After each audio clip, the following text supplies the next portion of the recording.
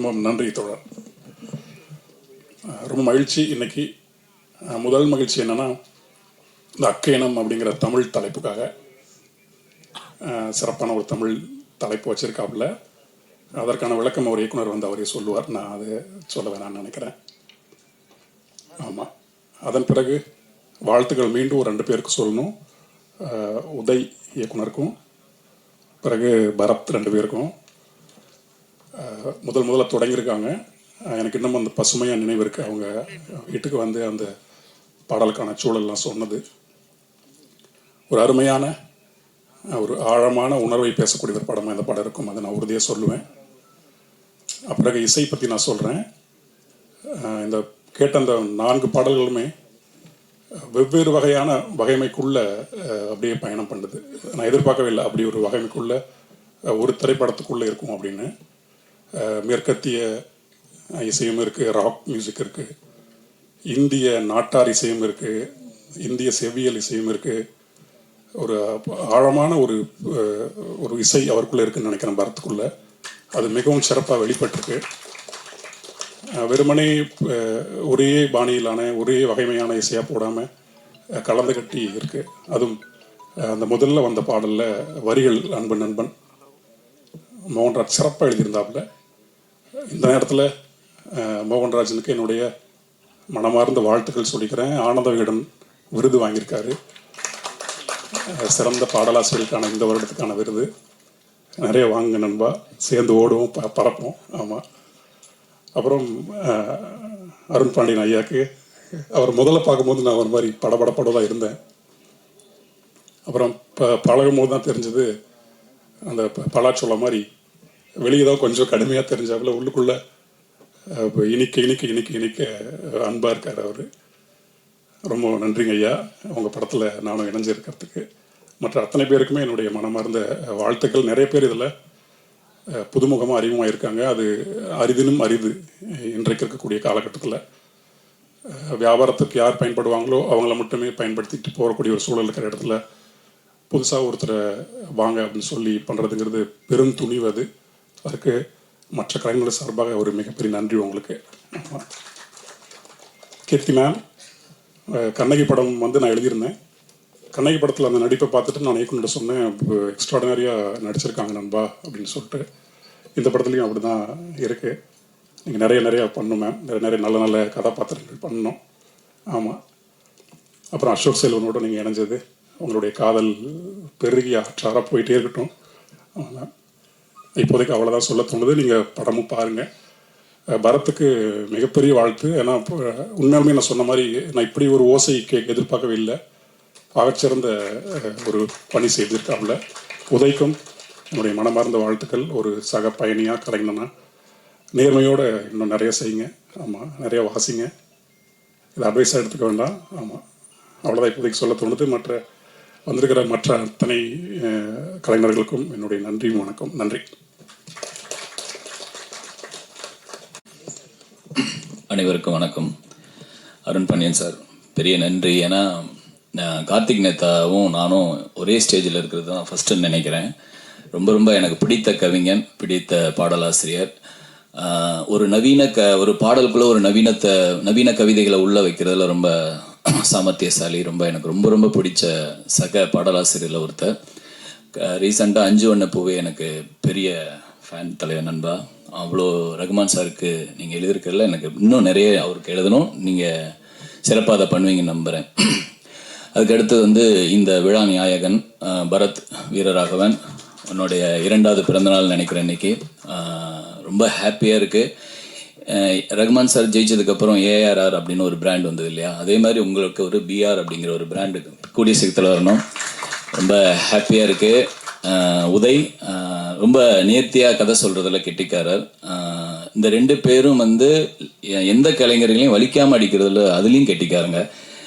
So பாடல் வரிகளை வாங்குறதுல ரொம்ப இது இல்லைங்களே, அதாவது ஒரு நாசுக்காக சொல்லுவாங்க, அது சூப்பராக இருக்கும். ரொம்ப ஹாப்பி. நண்பர்களாக இவ்வளோ தூரம் கூட்டிகிட்டு போய் பரத் சூப்பராக வரணும் அப்படிங்கிற அந்த அன்பு ரொம்ப பெருசு.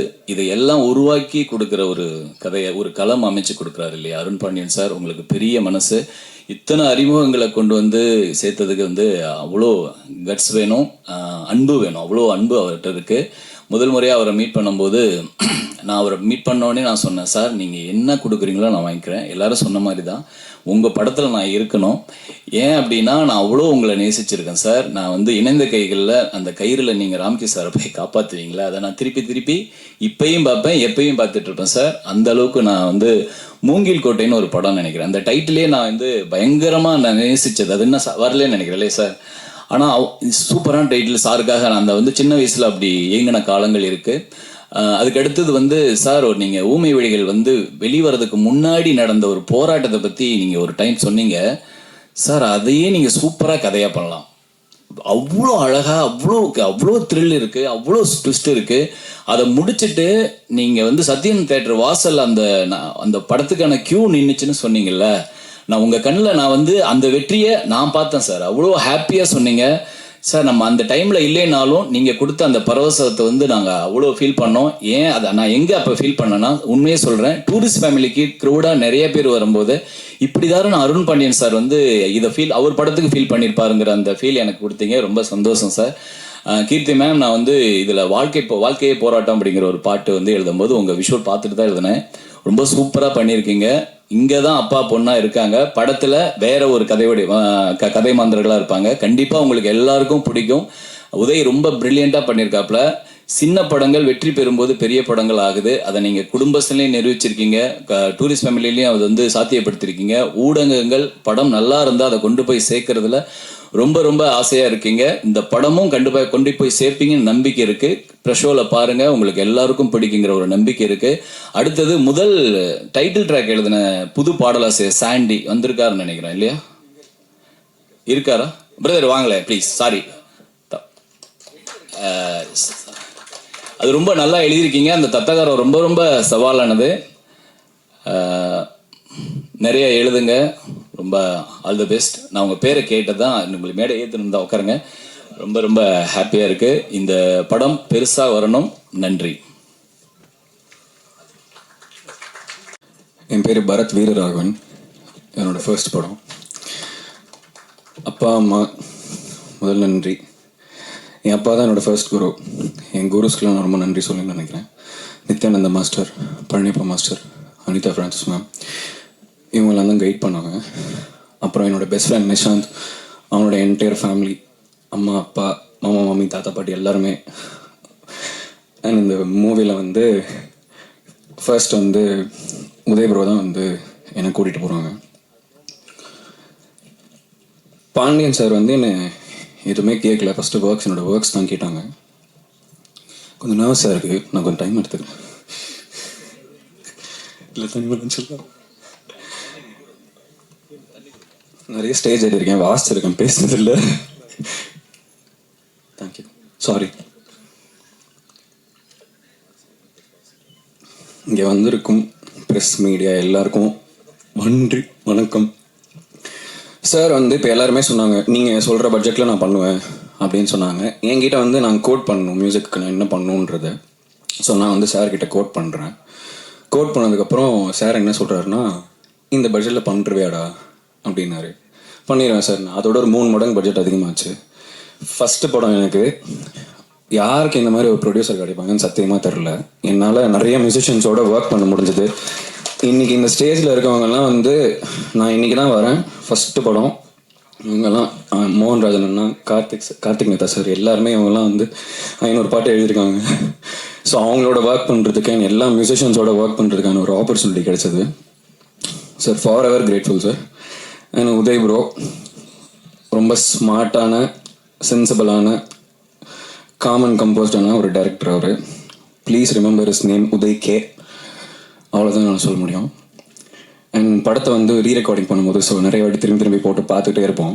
ஸோ எப்போ பார்த்தாலும் கீர்த்தி அவங்களோட பெர்ஃபார்மன்ஸ் வந்து ரொம்ப ஃப்ளாலெஸ்ஸாக இருக்கும். திரும்பி பார்த்தாலுமே அவங்க எங்கேயுமே பிழை தெரியாது, ரொம்ப நல்லா நடிச்சிருக்காங்க. அண்ட் பாண்டியன் சார் எங்கள் படத்தில் பார்த்த மாதிரி நீங்கள் எந்த படத்துலையும் பார்த்துருக்க மாட்டீங்க. செம்மையாக இருப்பார். பார்த்துருப்பீங்க ட்ரெய்லரில் புல்லட்லாம் வந்திருப்பார், ஜீன்ஸ் ஷர்ட்லாம் போட்டு செம்மையாக இருப்பார். நாங்கள் ரொம்ப ரசித்தோம் சாரை எல்லா இடத்துலையும். அண்ட் எங்கள் எடிட்டர் தேவா ப்ரோ ஸ்வீட், செம்ம ஸ்வீட். அவர் ரொம்ப பொறுமை, நிறைய வேலை பார்த்தாங்க. நாங்கள் கொஞ்சம் பேர் தான், பட் ஆனால் ரொம்ப சப்போர்ட்டிவாக. அவங்கெல்லாம் இப்போ பெரிய டைரக்டர்ஸ் இந்த டெக்னிக்கல் டீம்ஸ்லாம் ரொம்ப கரெக்டாக ஹேண்டில் பண்ணலன்னா அப்புறம் ஒரு மாதிரி மிஸ் ஆகிடும். So everybody took the responsibility for the movie.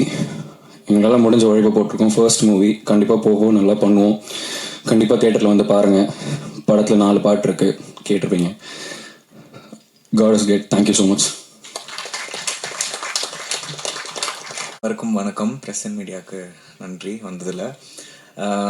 இந்த படத்துக்கு நான் எப்படி வந்தேன்னா, இதோட கோ டைரக்டர் புவனேஷ் கால் பண்ணியிருந்தார். இந்த மாதிரி ஏஎன்பி ப்ரொடக்ஷன்லேருந்து பேசுகிறோம் அண்ட் அருண் பாண்டியன் சார் ஒரு கேரக்டர் பண்ணுறாரு. அப்புறம் கீர்த்தி பாண்டியன் தெரியும், நான் 10-15 வருஷமாக ஃப்ரெண்ட்ஸு. ஆனால் நான் சொல்லிக்கல இந்த மாதிரி ஒரு ஆஃபர் வந்திருக்குன்னு. நான் போய் முதல்ல கதையை கேட்டதுக்கப்புறம் நான் உடனே கீர்த்தி கால் பண்ணி சொன்னேன், இந்த மாதிரி உன்னோட டேரக்டர் மீட் பண்ணியா? என்னோட டேரக்டர் மீட் பண்ண, ஹி கால்ட் யூ அந்த மாதிரி சொன்னாங்க. ஆக்சுவலாக அவங்க வந்து என்னை வேற ஒரு படத்துக்கு என்னை ரெக்கமெண்ட் பண்ணியிருந்தாங்க. அண்ட் நான் இந்த படம்னு சொல்லும் போது அவங்களே ஷாக் ஆயிட்டாங்க. And that gesture of yours was very sweet Keerthi. And coming to Arun Pandian sir, he was the main captain of the ship. எல்லாருமே புதுமுகங்கள் எல்லாமே இன்ட்ரடியூஸ் பண்ணியிருக்காங்க. அவங்க சொன்னாங்க, ஆதித்யா இந்த படத்தில் உன்னோட கேரக்டர் ஒரு ரொம்ப பவர்ஃபுல்லான கேரக்டர், உன்னோட பர்ஃபார்மன்ஸ் அப்படி இருக்கணும். நீ ஹோப்ஃபுல்லி நான் அந்த பர்ஃபார்மன்ஸ் கொடுத்துருக்கேன் சார். அண்ட் அவங்க சொல்லியிருக்காங்க, நான் என் மொதல் படத்தில் உன்னோட தாத்தாவோடலாம் நடிச்சிருக்கேன் சார். ஐ ஹோப் அண்ட் இப்போ நீங்கள் என் கூட நடிக்கிறீங்க. And it's a great honour sir. It's a blessing also. I hope this movie wins for all of us, especially தாத்தா தேங்காய் ஸ்ரீனிவாசன். ஸோ அவர் நாளைக்கு உங்களுக்கும் ஒரு பேரம் பேத்தி வரும்போது நான் உங்களோட நடிக்கணும்னு ஆசைப்படுறேன் சார். அந்த லான்ச் விட்டு இருக்கணும். Thank you so much. Hope this film is a huge success because a lot of debutants, fresh actors, fresh technicians. So அவங்க எல்லாருக்குமே இந்த படம் ஒரு வெற்றியாக இருக்கணும்னு நான் வேண்டிக்கிறேன். Thank you so much. Yes. So இது ஒரு ஃபேமிலி தான். ஸோ நான் அன்பான டீம் அன்பின் கிணறில் தான் நான் சாரோட மீட் பண்ணி ஒர்க் பண்ணேன் நான்.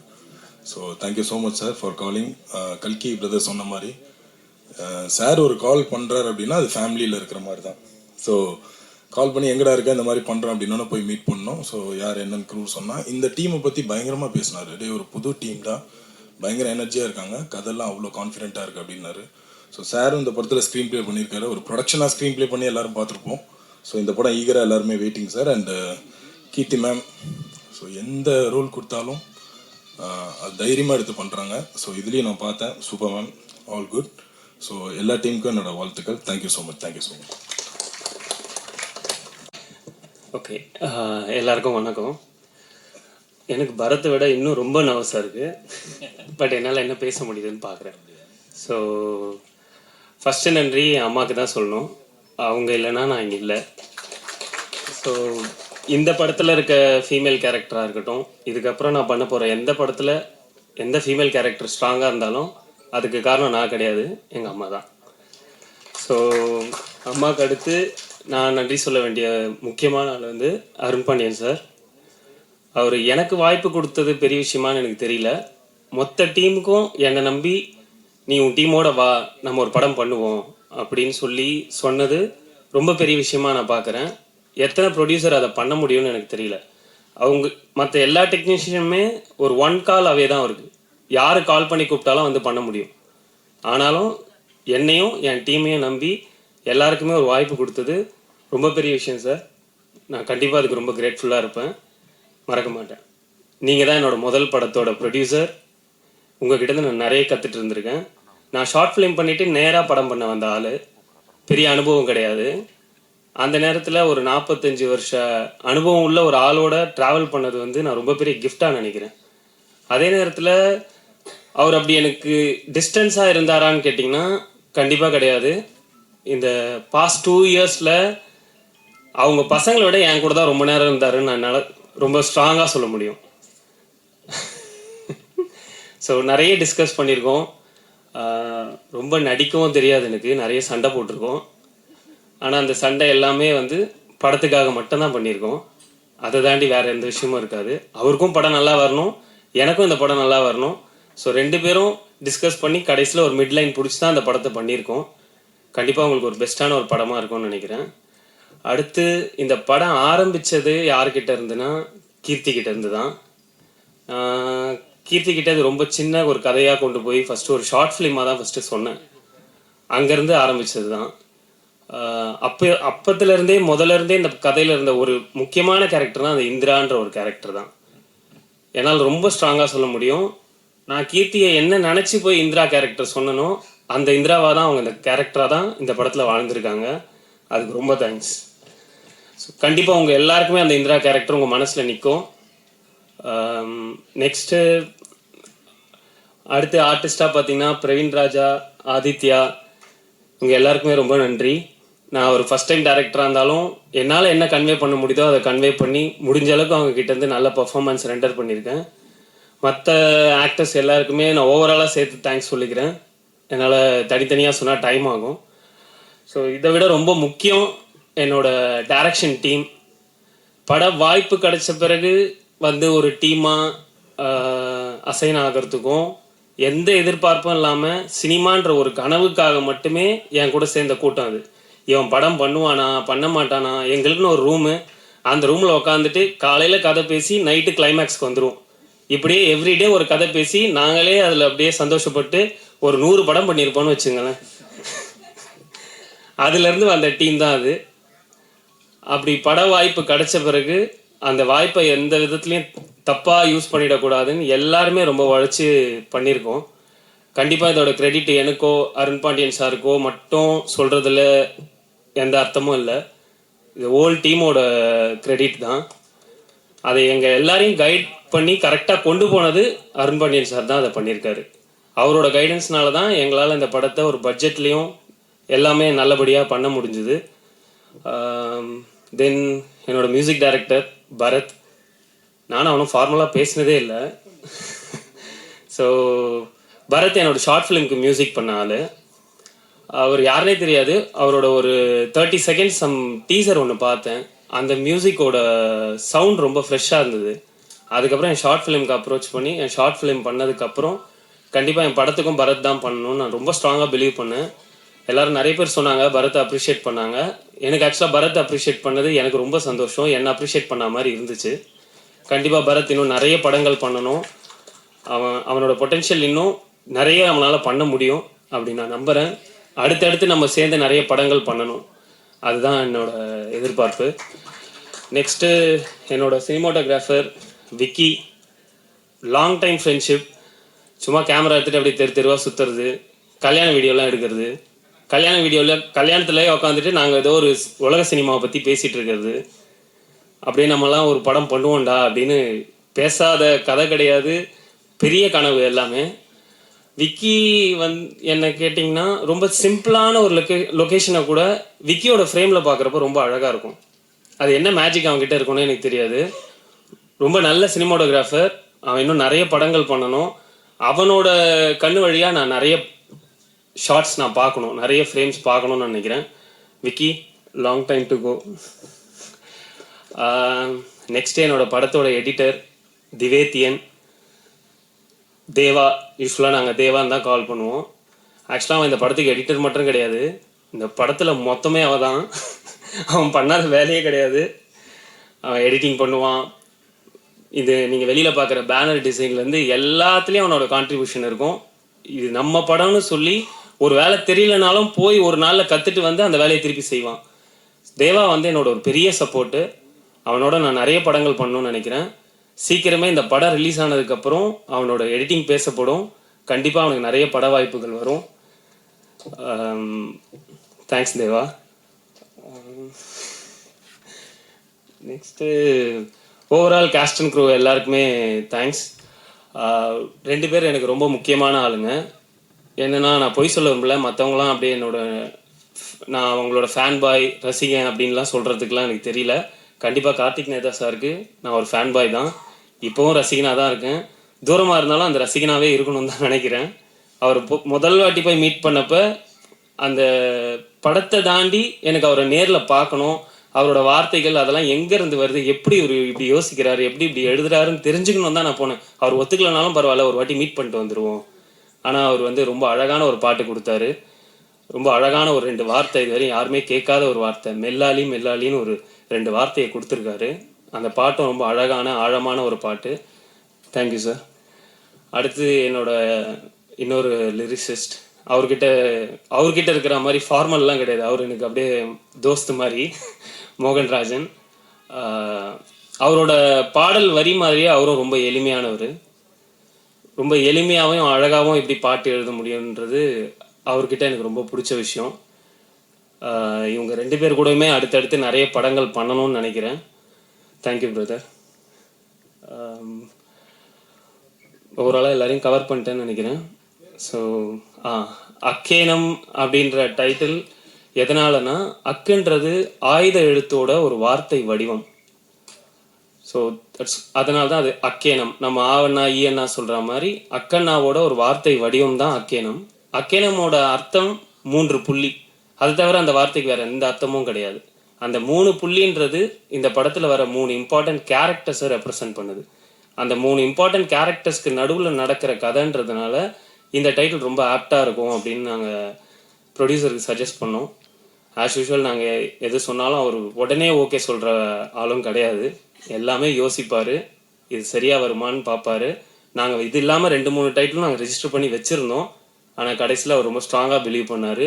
ஏன்னா அடிக்கடிக்கு அவர் சொல்லுவார், பழைய டைலாக் தான், ரிஸ்க் எடுக்கிறதுலாம் எனக்கு ரஸ்க்கு சாப்பிட்ற மாதிரின்னு அருண் பாண்டியன் சார். ஸோ அப்படி தான் இந்த டைட்டிலும் வச்சார். பார்த்துக்கலாண்டா, இந்த டைட்டில் யாருக்கும் தெரியலனாலும் நம்ம தெரியப்படுத்துவோம், நம்ம ஒன்று புதுசாக பண்ணுவோம் அப்படின்னு சொல்லி நாங்கள் கொண்டு போன டைட்டிலையும் அவர் அக்செப்ட் பண்ணிக்கிட்டாரு. ஹோப்ஃபுல்லி இந்த படத்துக்கு அப்புறம் அந்த அக்கேனம்ன்ற வார்த்தை எல்லாருக்கும் தெரிய வரும்னு நினைக்கிறேன். ஸோ இதுதான் அக்கேனம்ன்ற வார்த்தையோட அர்த்தம். இதை தாண்டி வேறு எதுவும் பெருசாலாம் எதுவும் இல்லை. 3 புள்ளி 3 கேரக்டர், அவ்வளோதான். மற்றபடி இந்த படத்தை பற்றி சொல்லணுன்னா, நீங்கள் கொடுக்குற காசுக்கு கண்டிப்பாக அந்த படம் ஒர்த்தாக இருக்கும். ஒரு நியூ டீமாக எங்களால் முடிஞ்ச எஃபர்ட் போட்டு ஒரு படம் உங்களுக்கு கொடுத்துருக்கோம். பார்த்து என்ஜாய் பண்ணுங்கள். ஜூலை 4th வருது. எங்கள் எல்லாரையுமே சப்போர்ட் பண்ணுங்கள். 1 புள்ளினா முடிவுன்னு வாங்க, இது 3 புள்ளி, ஒரு தொடக்கம் தான். நாங்கள் இன்னும் நிறைய பண்ணணும்னு நினைக்கிறோம். தேங்க்யூ.